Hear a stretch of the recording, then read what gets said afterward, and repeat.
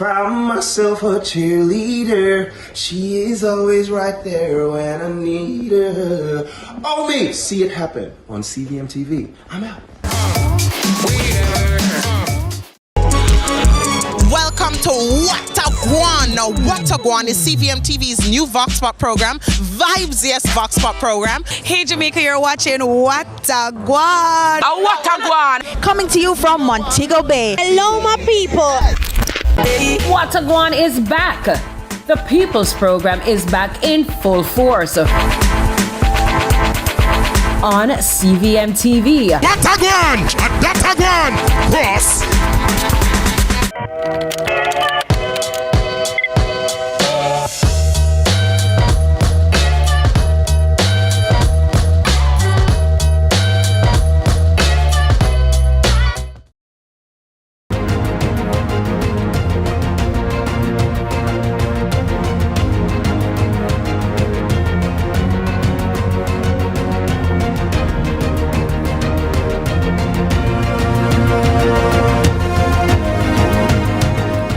Good evening. Tonight, Jamaica's credibility, our foreign policy space, and the regional pressures shaping the Caribbean's next move. First, inside lead story, the United States tightens pressure around Haiti and Cuba. Questions emerge about Jamaica's legal exposure, our energy diplomacy, and how much room small states really have to maneuver. Then, Jamaica remains below 50 on the Global Corruption Perceptions Index, a position we've held for more than 2 decades, even as our Caribbean neighbors are moving ahead.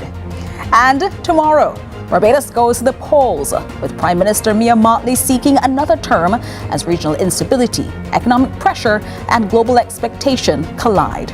This is Lead Story's Global Lead.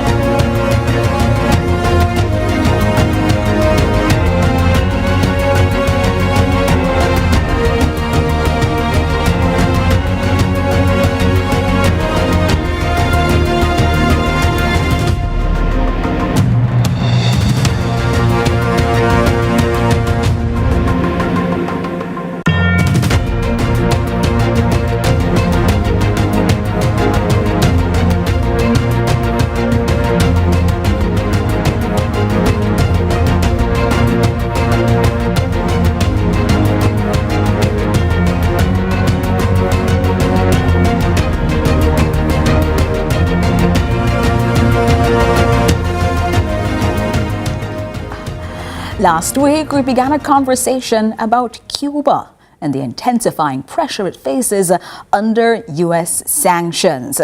We also had a conversation the week before about Haiti and the transitional council there that was running out of time. But all of this now has Jamaica at the center of a growing information contest. Reports suggested a Cuban vessel had requested fuel in Jamaica and was turned away.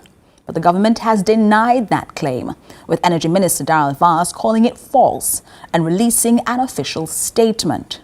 So, as we watch Cuba and we watch Haiti, both very close to Jamaica, where does Jamaica's legal exposure actually begin and end? Let's start off first with our discussion on Haiti, because the transitional council there has now run out. It's about to run out of jet fuel. Planes can no longer refuel on the island. Another heavy blow to an already beleaguered economy.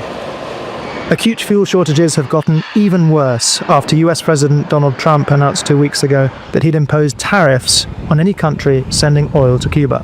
This father and son are leaving the country for good. I'm going to look for a better life because things here are really bad. On Monday, Air Canada announced it is suspending flights to the island. Other airlines will pull out too, because they can't guarantee fuel for the return trip. Does that affect you? Any measure they take is going to affect us. The people are always the ones most affected. The Cuban government has announced a raft of emergency measures to radically cut back on fuel usage. For example, vital services, they say, are to keep running. Fuel is to be prioritized to food, health, national defense, and to make sure that critical water supply is still reaching regular people. At the same time, hospitals have already shut down in the last days, and across the country, non-vital, non-emergency surgery has been paused. Last year, Venezuela and Mexico were Cuba's main oil providers. But since Nicolas Maduro was abducted by US Special Forces last month, Venezuelan oil deliveries have stopped. On Sunday, Mexico announced that it was sending more than 800 tons of food to the island, but no fuel. President Sheinbaum said her government is talking to Washington to find ways of sending fuel to Cuba without being hit by tariffs. You can't strangle a people in this way. It's very unjust. Tourism is one of the island's main sources of hard currency. But right now, you wouldn't know it. Look around you right now. There are like 3 taxis in a park that's usually packed with them. Lots of my colleagues are now working because they don't have fuel. In less than a week, the black market price of petrol has doubled. Things are moving quickly in Cuba. For people across this island nation, the impact of this de facto oil blockade is inescapable. We're starting off first then with Cuba, looking at the situation there, then looking as well at our neighbour Haiti. So what's verified, and where does Jamaica's legal exposure actually begin? You saw the severe energy crisis there, with fuel shortages affecting electricity, healthcare and food distribution. Joining us now to speak about both Caribbean countries impacted is author and journalist in Cuba, or Cuban author and journalist Michael Dibert. Hi, Michael Dibert, and thanks so much for joining us inside Lead Story. Hey, good evening. Thank you very much for inviting me. A difficult situation as we're looking at 2 Caribbean countries and a maelstrom of events that are affecting this particular region. Let me start off first with Cuba, because we are watching a situation where there's a strangling of Cuba, even as we watch warships move toward Haiti. What's your impression of what the United States is doing now that's different from what they would have done at the beginning of the embargo more than 60 years ago? In terms of the situation in Cuba specifically, I mean, what you have now is kind of a complete cutting off of fuel that's affecting, of course, the tourism sector, the health sector. I mean, there's also the problem of governance in Cuba. The fact the island's been run by a dictatorship for the last almost 70 years. So according to El País, the Spanish newspaper, in the last 3 years, you've had 70,000 workers in the health sector have quit and more than 30,000 doctors have emigrated. If Catorce Medio, which is a local online news source, is reporting that surgeries are being suspended because there's no fuel. And, you know, clearly, while one might have issues with the way the Cuban regime deals with and treats its citizens, this is kind of what we're seeing now is really a kind of collective punishment against the Cubans as a whole.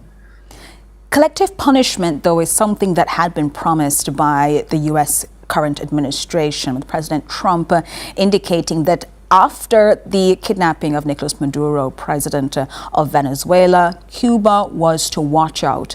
They were next. Words that had been echoed as well by Secretary of State Marco Rubio. He's cut off lifelines for Cuba. Medical brigades no longer able to be used across the region. And now he's told St. Lucia, and might tell the rest of us as well, that sending our doctors to Cuba might no longer be permissible for them to be trained. As we're watching this situation get worse and worse, does Venezuela indicate that we might see a collapse of the Cuban administration, given the pressure that the Trump administration looks like it wants to put to bear? I mean, I think the most illustrative thing about the Venezuelan example is that Nicolas Maduro and his wife were seized and taken to New York City, but the entire apparatus of the dictatorship in Venezuela is still intact. The Rodriguez siblings, Diosdado Cabello, Tarek Saab, all of these people. So the kind of daily life, I would say, in terms of the thumb that the Venezuelans are living in hasn't changed very much. And of course, Delcy Rodriguez, who is the interim president of Venezuela at the moment, has basically advanced her willingness of opening up the country to U.S. speculators, Trump's cronies, to get oil. Now, of course, Cuba does not have oil. It doesn't have the natural resources that Venezuela does. But it also has had an extremely, how can I say this, durable regime that has, certainly over the last decades, seemed thinking that it was more important to kind of maintain political and social control rather than, say, diversifying an economy so it wasn't so dependent on pressures like this. I would say, the Cuban government is more vulnerable to pressure from the United States now than it has been probably at any time in its history since the 1959 revolution. Then let's look at what Caribbean countries, next door neighbors, can do. They've repeatedly gone before the United Nations asking for there to be an end to the U.S. embargo, an embargo that punishes states for cooperating with Cuba, something that the Trump administration has now ramped up, putting in place secondary punishments, willing to sanction a state that does any business with Cuba at all. For small Caribbean countries, what is it that you think they should be doing at this time? One thing that I think has to be said, unfortunately, is, clearly the Trump administration kind of uses inhumanity as a policy both in the United States and outside of the United States. There are masked paramilitaries running around the United States, kidnapping people and killing U.S. citizens as we speak. But I think in some ways, this romanticism that exists, not just in the Caribbean, but in other places too, about the nature of the Cuban regime, it would be maybe productive for it to be a little bit more realistic. There's a military-run conglomerate in Cuba, which currently holds, according to the Miami Herald's reporting, $18 billion in assets. And that's larger than the international reserves of Costa Rica, Uruguay, Panama. So I think it wouldn't be a bad quid pro quo to try and get this, draconian blockade relaxed, but at the same time allow the Cubans to choose the political and economic system they want to live under. Well, let's talk about choice, because Haiti now has been pushed to make a choice. But with a presidential council that came to its end last Saturday, we're now watching a country that doesn't look any closer to getting to those elections that they should have had in place. But U.S. warships are now off the coast, seemingly in support of the current president, or rather the current prime minister who is in place. Does Haiti look like it will be able to make a choice anytime soon? I think there have been some significant changes in Haiti over the last couple of months. The Transition Council was cobbled together by the Americans and by CARICOM, and it never had any, it was completely illegal and unconstitutional, and it had no popular support and no popular legitimacy. It was essentially kind of the same opportunistic political actors who brought the country over the cliff in the first place. They chose Alex Didier Fils-Aimé, the prime minister, who is now essentially solely running the country. And their term was always was slated to end on February 7th, which is actually this year it was the 40th anniversary of the overthrow of the Duvalier dictatorship. But they were also trying to fire him right before they left office. So there seems to have been some disagreements as to direction after February 7th. Yeah, they had no legitimacy in the first place, and they had no legitimacy to stay after February 7th. And the thing is so we have these elections that are supposed to happen in August of this year. There is still a huge majority, I would say, of the urban area of Port-au-Prince and its surroundings, also the Artibonite Valley, which is an agricultural region.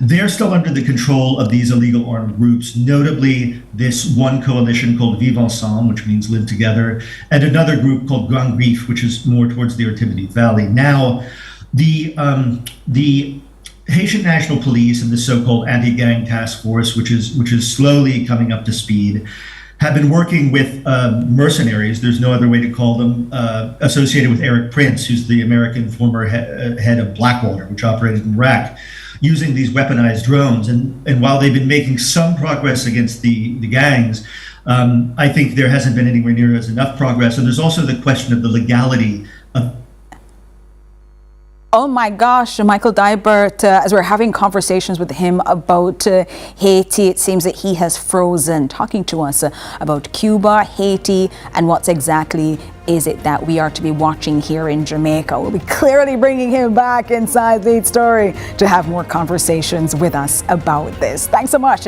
for joining us inside Lead Story. We're going to take a break and come back to you with more.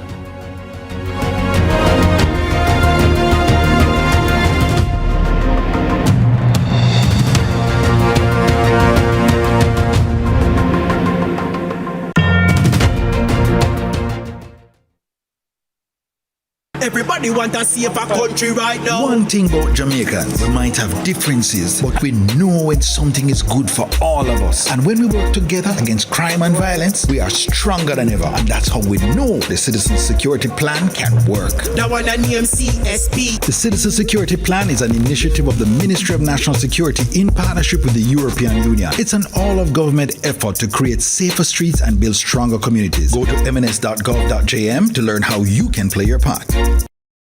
Jamaica's unemployment rate has fallen to 3.3%, down from 13.2% in 2016. Our government's continued focus on job creation is delivering real results.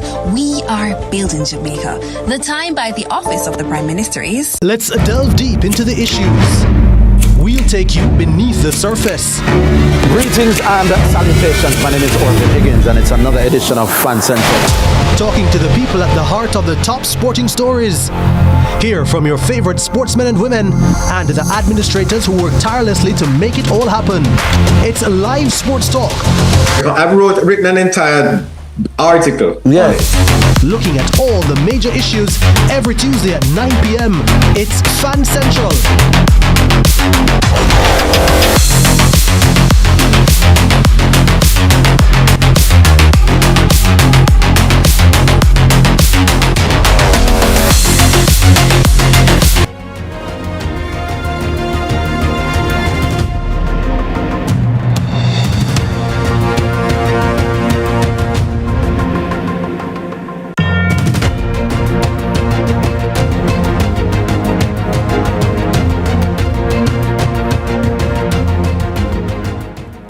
When Jamaicans hear the word corruption, we often think globally. But tonight, the most damning comparison is regional.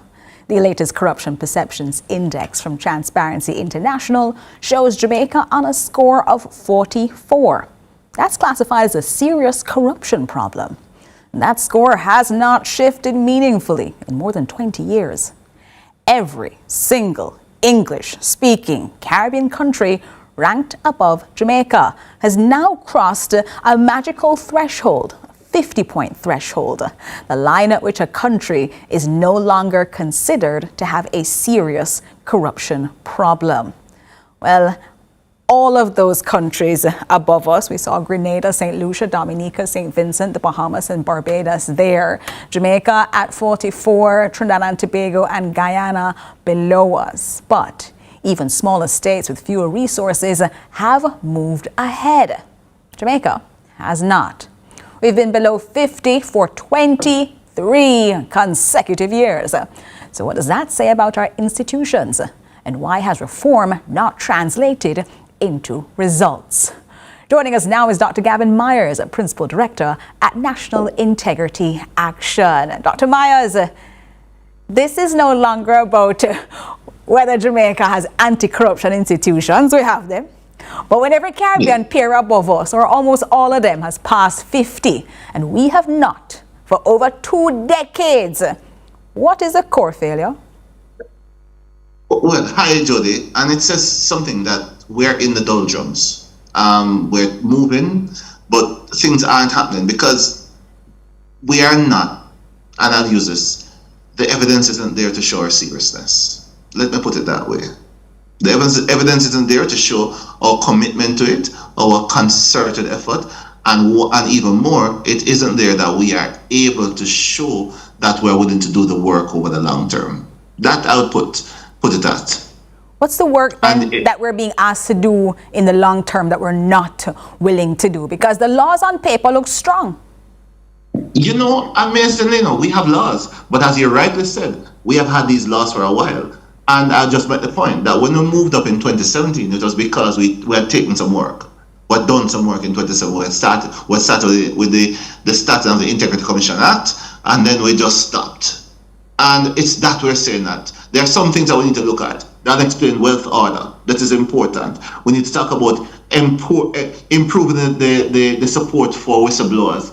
We need to talk about reducing removing the gag clause on the Integrity Commission. We need to talk about strengthening the administrative sanctions that are there in place for those persons who breach. We need to talk about improving the openness and proactive openness in terms of around public procurement. These are things that we know of and we have spoken about. And these are practical steps that we can take and we should be taking. And we should point out that these are things that others have taken too. So it's not things that we are asking that haven't been done. It's things that others have done and we can do more of. Transparency International has said, you know what, we're going to give you credit for that Integrity Commission. But since then, we haven't moved up. We haven't got any more boost from the kinds of things we put in place. Meanwhile, we look at our neighbor to the north, the Dominican Republic, and while they're below us, quite technically, in 5 years, they have moved up 9 points, one of the fastest improvements globally. And they did that by strengthening prosecutorial independence and accepting political fallout. Why is Jamaica's Integrity Commission not moving the score even 1 single point in the same period, Dr. Myers? It's a good question you're asking me, but I'm going to point that there's this street called Duke Street. You know that street, right? I'm aware of it. Downtown Kingston, it is the street where we have many of our legal institutions, and we have Gordon House, Jamaica's Gordon Parliament. House, stop right there, Gordon House. I am suggesting that one of the things that we need to do is to have a serious question with our parliamentarians, asking them what is the challenge and what are they afraid of. I'm suggesting that we need to ask the questions there, but also speak about our general public commitment. And this is where I'm going to say I can answer.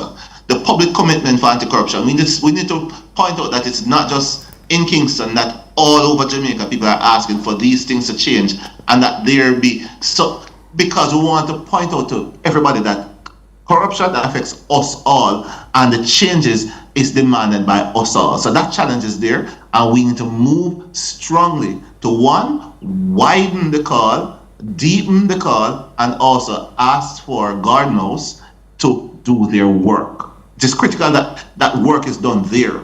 And as you said, we can point to Dominican Republic as an example of things that are working, but we can also point to other countries that have fallen to show that when the institutions, when the legislator fails, then things can go down, which is the example with a lot of material democracies that you can speak of now.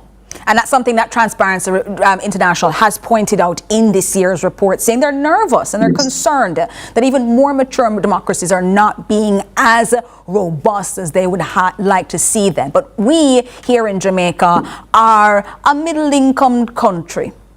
Generally, we are then expected to be near the global average, but that's 47. Jamaica is at 44.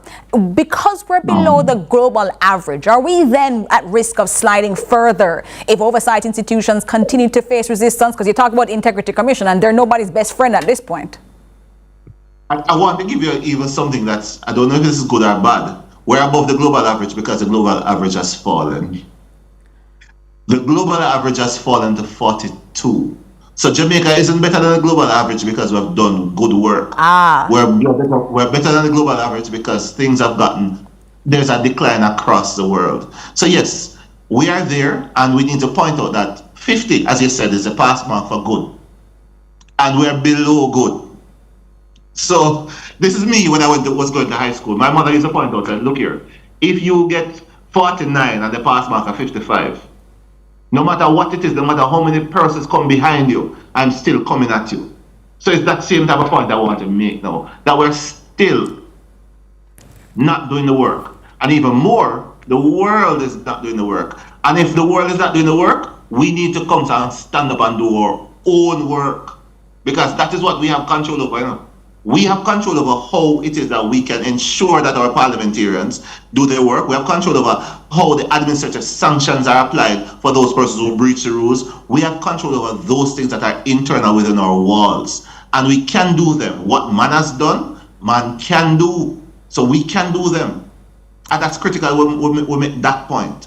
That the decline across the world isn't something that we have to follow. We can stand as a bastion, as a beacon across the world that we have always done. We have stood for years. We have stood for years. As someone that says we believe in accountability, we believe in trust, we believe in justice. We can do it. We can say we stand for integrity. We can do it.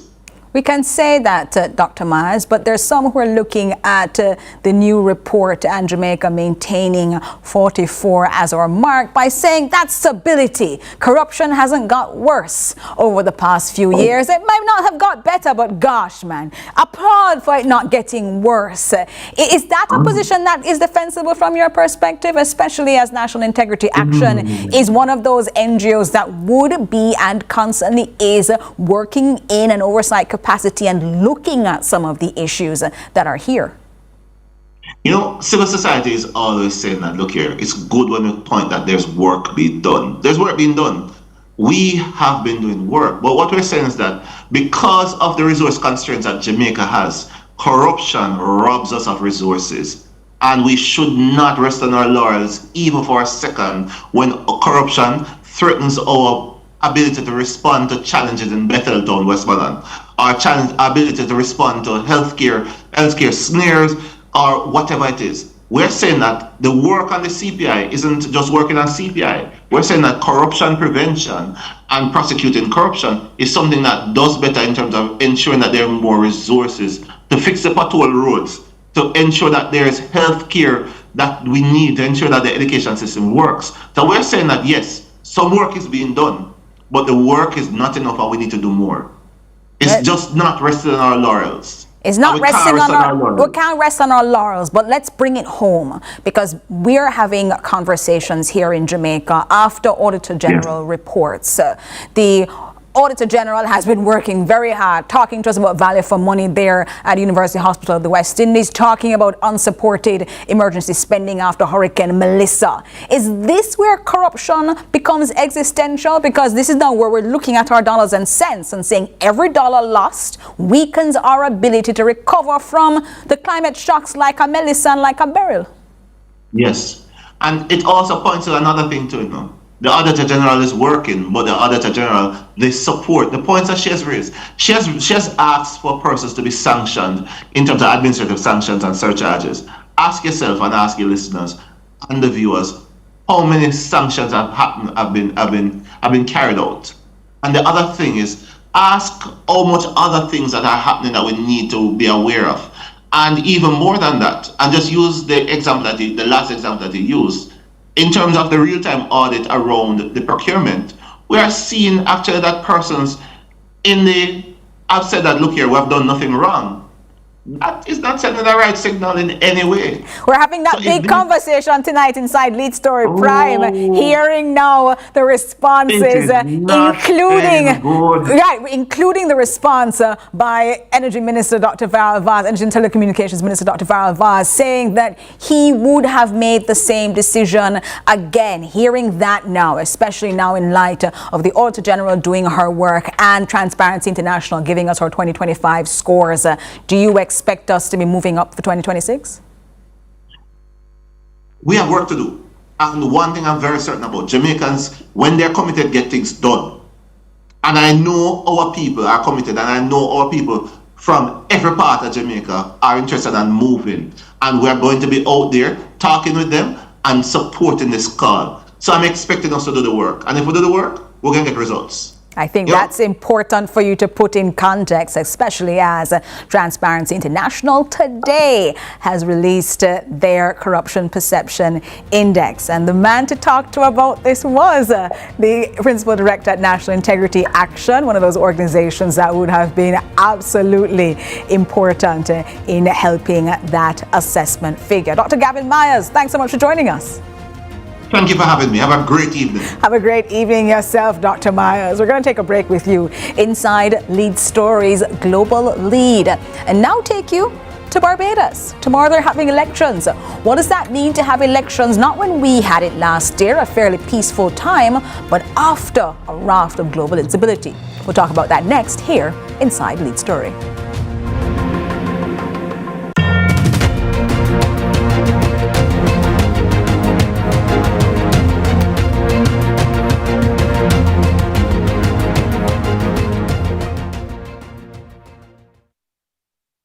Jamaica. Make we do the right thing. Make we live good today for a better tomorrow. Talk it out. Don't fight it out. The time by the... Every dream conquered is another dream gained. I land and I fly again like a jet plane. Headed straight in your direction. 'Cause I'm wiser, one step closer. I'm winning 'cause I work so hard. And the music keeps on playing, and the people them I say we are my show tonight. Oh, what a feeling! Don't stop dreaming.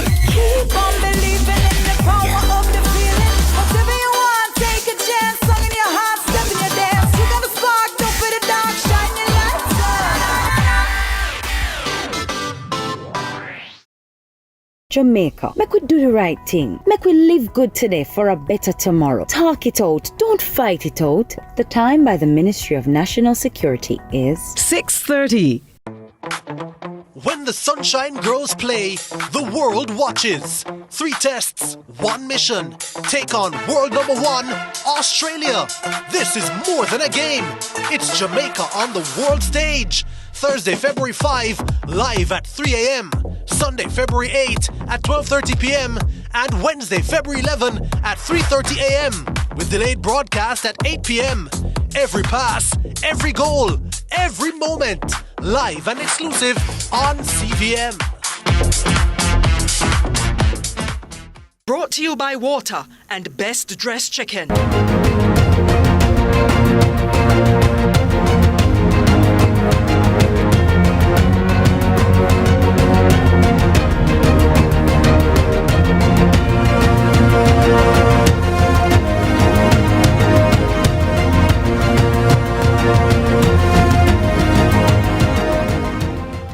Tomorrow, Barbados goes to the polls.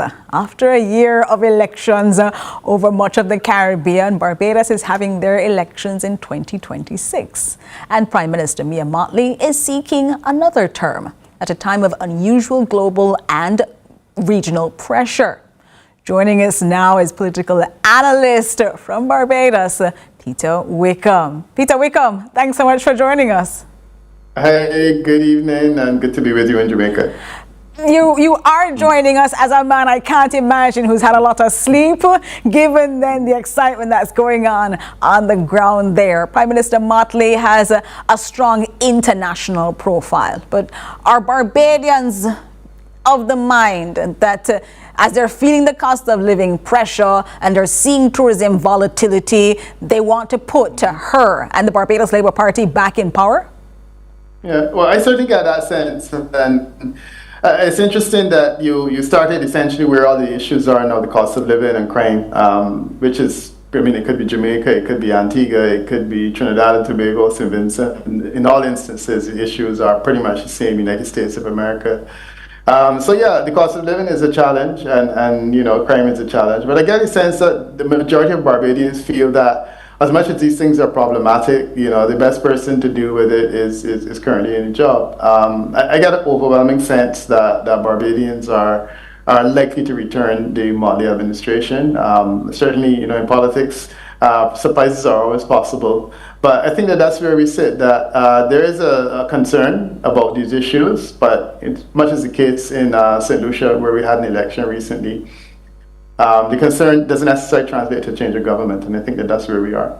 Well, let's listen for a minute to Prime Minister Mottley, because people were surprised that she had made statements last year saying, well, I'm not quite sure if a third term is for me, then all of a sudden calling elections and saying that she was staying at the helm. Let's take a listen to her as she was at a rally in Six Roads in Barbados talking about why she decided to stay on.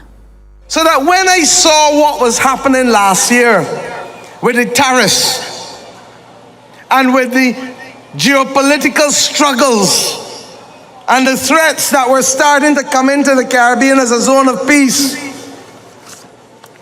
we knew that there would be issues with Cuba and Venezuela and all of that. And we knew that should anything break in Venezuela, Barbados was the largest tourism hub nearest to Venezuela. And as we saw on the 3rd of January, we paid the largest price, because it was our country that saw the greatest number of cancellation of flights with respect to tourists, and by extension also to the cruise lines. I recognize that I also served as Minister of Education for 7 years and Attorney General for 5 years, and that there would be very few people who would be able to bring together what was necessary to start to deal with the strengthening of our law enforcement system, the reform of our criminal justice system, and the need to build strong societies, strong communities, strong families to fight crime, to prevent crime in this country. And ironically, that is how Michael Lashley and I started talking, because we saw Barbados first, not party. And those were the two reasons predominantly that caused me to change my mind. So that when That's Prime Minister of Barbados, Mia Mottley, explaining why she's now running as head of the Barbados Labour Party for a third term. Were you surprised by what she said, Peter Wickham? Not really. I mean, she's been very clear from when she got into office, that she wasn't interested in more than 2 terms. When we had the COVID experience and her brother died, she reflected and she indicated that, it would probably be the last election in 2022. But it's been clear for a while that she seemed minded to continue for another term. And I guess when the cloud of COVID settled, that was her intention. So she kind of hinted for a while that she might come back. I think we all believe, however, that it would be a truncated term. Why? I don't think that anyone expects that she's going to finish the term, but certainly she's going to finish the job, because this is the way that she's been sounding. I mean, this is a person who's been in politics since she was 27. And certainly from the time she was elected, she's been saying, look, I think it's time I need to move on.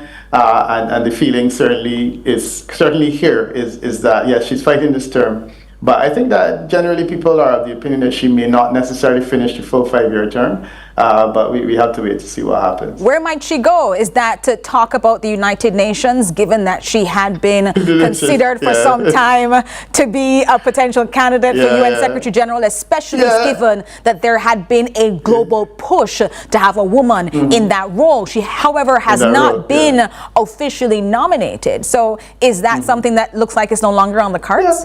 That's the logical question. I'm actually surprised it took as long as it did for you to go there, because this is the thing that everyone is thinking, will she be interested in the job? I mean, personally, I think that we would all be very proud if she did go forward and if she was successful.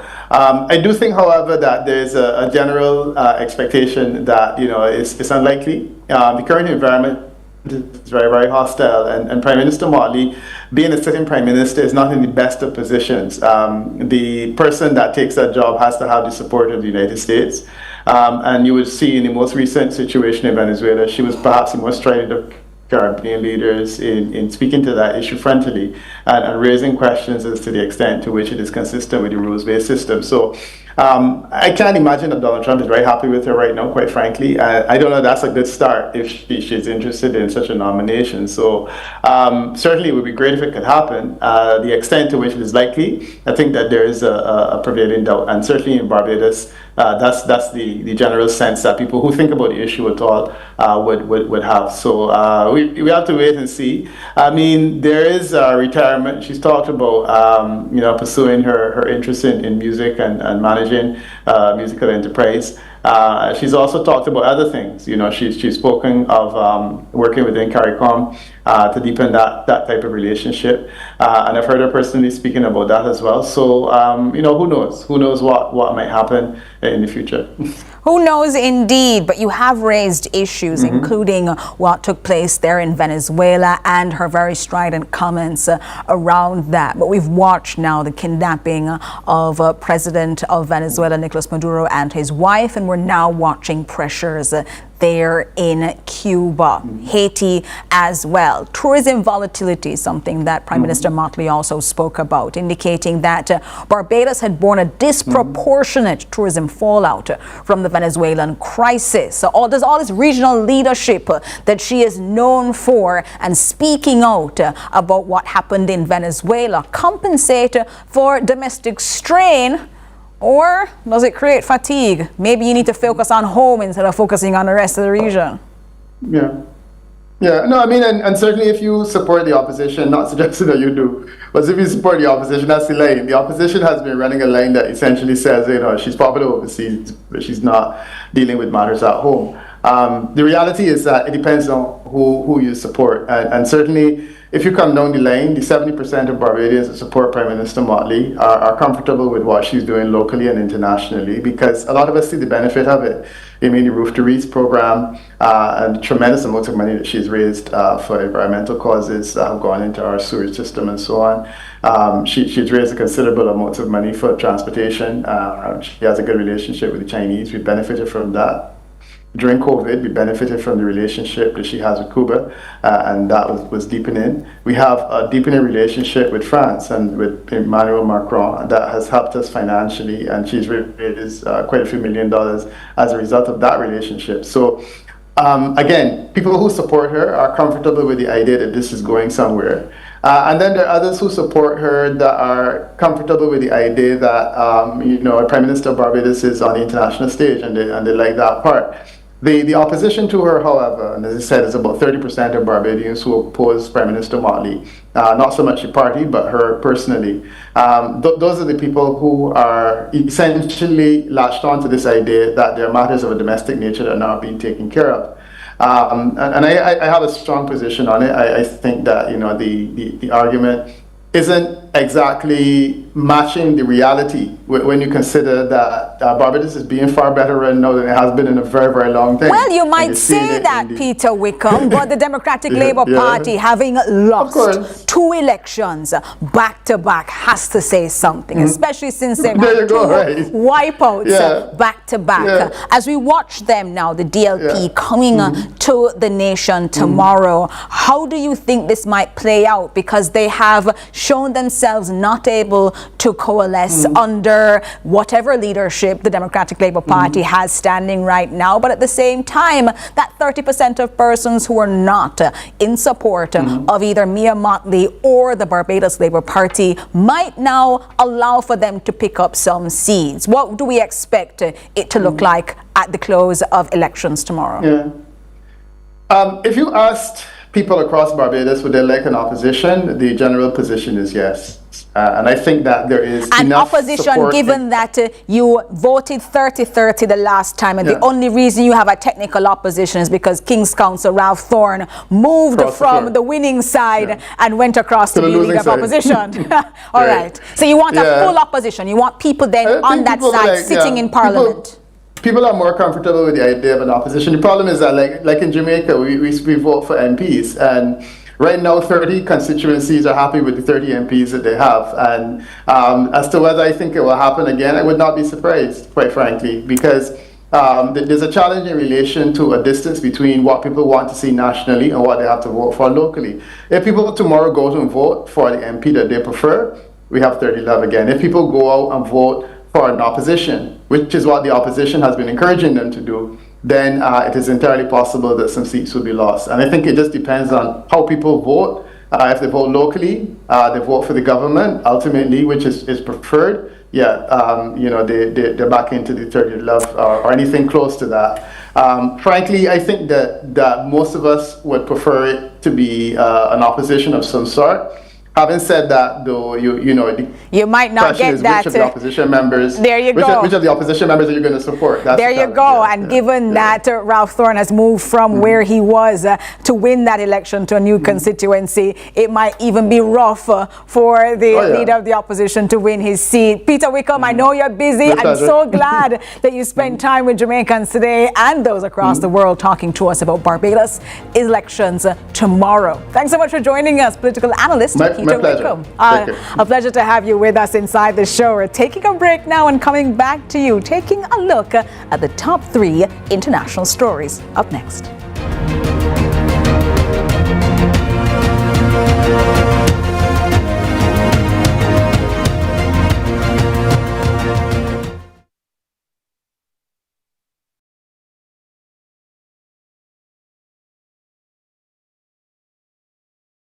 Wanna see this? Daddy, don't believe everything you see on the internet. Mommy, no, don't ever allow the internet to distort your sense of self. I'm rich! Grandma, it's a scam. Internet can be a very dangerous place now. Let's focus on using it safer. But I'm serious, Daddy! This is horrible. But that no good. They were all so mean. It's alright. Come in. Chill. Never mind, honey. Thanks, guys. It's the energy of food people, yet something pulsing inside. It's the beat in every soul, a sweet feeling that we cannot hide. It's in the feeling in our Flow and the Flow Foundation remind you to use the internet safely and responsibly. Together for a better internet. Welcome to What a Guan. Now, What a Guan is CVMTV's new Vox Pop program, Vibes Yes Vox Pop program. Hey Jamaica, you're watching What a Guan. What a Guan. Coming to you from Montego Bay. Hello, my people. What a Guan is back. The People's Program is back in full force on CVMTV. What a Guan. Cross.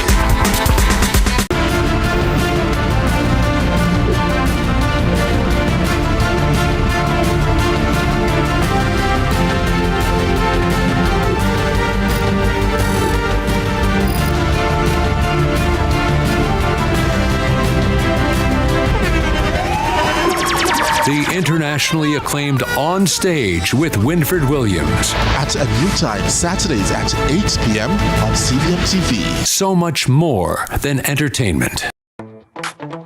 When the sunshine grows play, the world watches. 3 tests, 1 mission. Take on world number 1, Australia. This is more than a game. It's Jamaica on the world stage. Thursday, February 5, live at 3 a.m. Sunday, February 8 at 12:30 p.m. and Wednesday, February 11 at 3:30 a.m. with delayed broadcast at 8 p.m. Every pass, every goal, every moment, live and exclusive on CVM. Brought to you by Water and Best Dressed Chicken.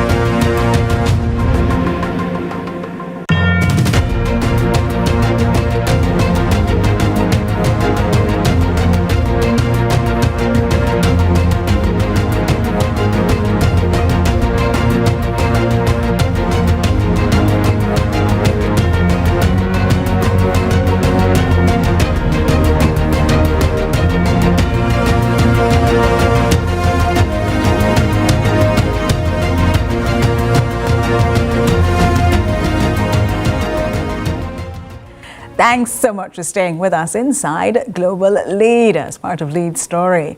We're now inside our Global Current and taking you through the top 3 big stories you need to know. And we first start off with our neighbor Haiti, because the United States has increased its naval presence near Haiti.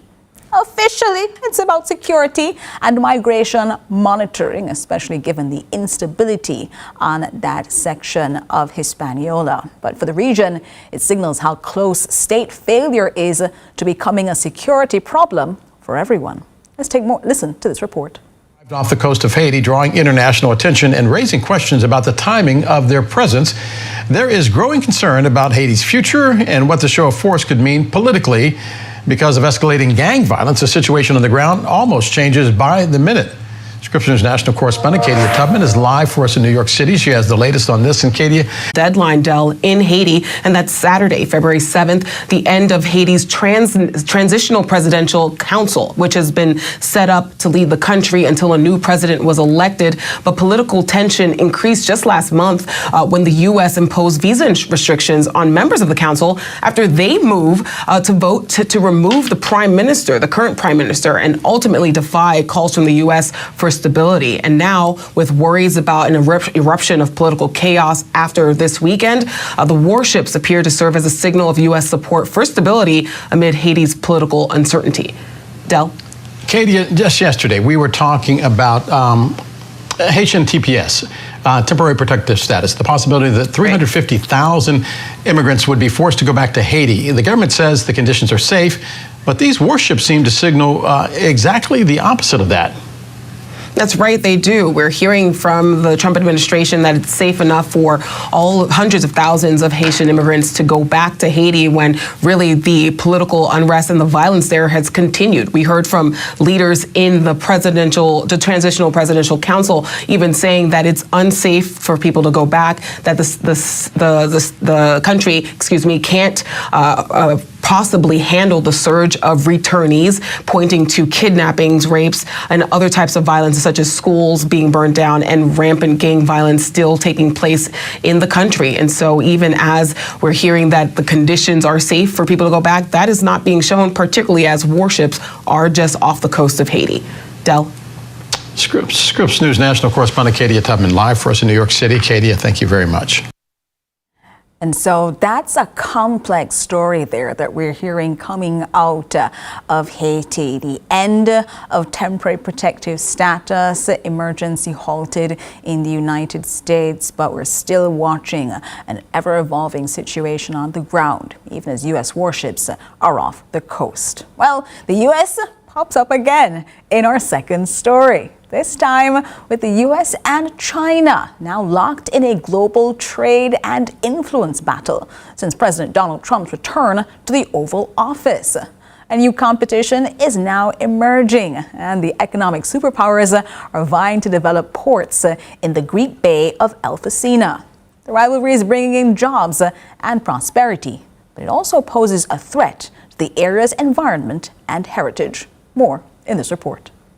In the Gulf of Elfsina, 15 kilometers west of Athens, the spark of life has returned to a bankrupt shipyard.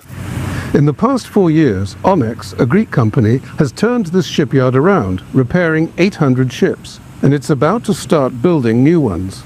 But Onyx has much more ambitious plans to lay down 40 hectares of new dock into the Gulf of Elfsina to create a cargo port and gas-fired power plant. That will put it up against the China Ocean Shipping Company, or COSCO, which now brings 5 million containers of Chinese goods each year through the port of Piraeus on the other side of the Gulf of Elfsina, turning it into Europe's 5th largest cargo port. All the big players, even the Chinese players like COSCO and other big players there, actually they activate in shipping, ports and shipyards. Our target is to create the most important strategic-wise port in Greece, and we'll connect with the rest of the Balkans, South and Eastern Europe. So we'll create an alternative corridor. 4 years ago, the Chinese company wanted to expand its container operation. The only space available lies here in the Gulf of Eleusis. But the US then invested $125 million to develop the Greek-owned Onyx shipyard as a cargo port, seeing it as a way to check the expansion of the Chinese operation. The shipyard will also service ships carrying US shale gas to Europe. Caught in the middle of this clash of superpowers are the people of Elefsina. They welcome investment and jobs. They've made their living in the shipyards, refineries, and munitions factories that surround them. But they are also aware of the legacy of becoming Greece's industrial heartland in the post-war years. That includes toxic sediments set down on the sea floor. What we have already in the Gulf is a natural sealing of the polluted sediment. If we start digging, all this will come up. It will be a time bomb. Elefsina is also the home of Demeter, the ancient Greek goddess of fertility. She was worshipped here for more than 2,000 years, including by Christian farmers until the 19th century. Now that industry is roaring back, local residents want it not to cost them their natural heritage. John Psaropoulos, Al Jazeera, in the Gulf of Elefsina. Don't miss out. Get the full picture. Subscribe to Al Jazeera for reliable news, expert insight. Like, share, stay. And so you're seeing there the Al Jazeera coverage on what is taking place. A war between the United States and China. It's not just happening on large global scales, but even in smaller places. And Greece, just like the rest of the world, is seeing on the ground what that war means. Our final story for you today, continuing now our look at social media companies, because while we have seen that Australia has banned social media for under 16s, and we're seeing other countries join suit, including Jamaica's Minister of Health and Wellness, Dr. Christopher Tufton, saying that Jamaicans should start advocating for under 16s to be off the World Wide Web as well. The world's largest social media companies are facing fresh scrutiny in a landmark trial now underway in California. Lawyers argue that platforms like Instagram and YouTube were deliberately designed as addiction machines, fueling serious mental health harm among young users. We'll take a look at this report that indicates that the plaintiff's attorneys say a teenage girl identified as KGM developed mental health issues linked to compulsive